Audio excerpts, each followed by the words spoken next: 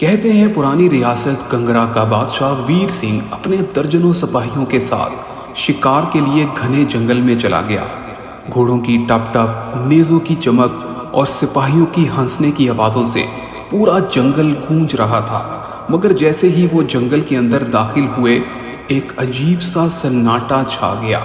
پرندے خاموش ہو گئے، ہوا رک گئی اور درختوں کی ٹہنیاں ایسے ہلنے لگیں جیسے کوئی اندیکھے ہاتھ ہلا رہا ہو۔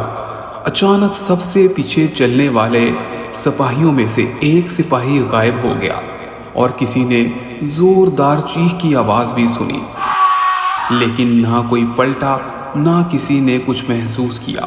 پھر دوسرا سپاہی بھی غائب ہوا اور پھر تیسرا۔ اچانک سے چیخوں کی آوازیں آئیں اور آوازیں سنائی دیتی رہیں، بچاؤ، ہمیں بچا لو۔ لیکن جب پلٹتے تو وہاں صرف خون کے دھبے قطرے خالی زمین پر نظر آئے۔ بادشاہ کے ہاتھ یوں تو کانپنے لگے تھے، مگر اس نے گھوڑے کو دوڑا دیا اور بولا، آگے بڑھتے رہو، یہ محض صرف وہم ہے۔ مگر جیسے ہی وہ آگے گئے، ہر موڑ پر ایک سپاہی غائب ہوتا گیا۔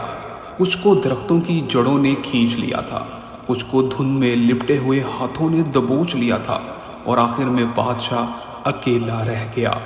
اندھیری رات، اکیلا گھوڑا اور ہر طرف سے سرگوشیاں۔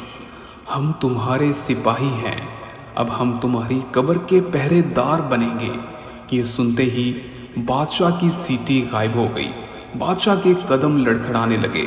اچانک سامنے ایک درخت کھڑا ہوا تھا، مگر وہ درخت نہیں تھا، وہ سپاہیوں کی لاشوں سے بنا ہوا ایک ڈھانچہ تھا جو سڑتی ہڈیوں اور گلتے چہروں اور کھوپڑیوں سے جڑا ہوا تھا۔ اس دیوار نما ڈھانچے نے بادشاہ کو پکڑ لیا اور لمحے میں پھر زمین پر پٹک دیا۔ بادشاہ اور گھوڑا دونوں خون کی تالاب میں ڈوب گئے۔ کہتے ہیں کہ آج بھی رات کے اندھیرے میں اگر کوئی اس جنگل میں داخل ہوتا ہے تو گھوڑوں کی ٹپ ٹپ اور سپاہیوں کی چیخوں کی آوازیں سنائی دیتی ہیں۔ مگر سب سے ڈراؤنی بات یہ ہے کہ کبھی بھی دھند کے بیچ بادشاہ ویر سنگھ اپنے گھوڑے پر بیٹھا ہوا بھی نظر آتا ہے، اور اس کا چہرہ انسان کا نہیں ہوتا، یہ ایک سڑی ہوئی کھوپڑی نما ہوتا ہے۔ یہ وہی بادشاہ ویر سنگھ تھا جس نے اپنے سپاہیوں پر بہت ظلم کیا تھا۔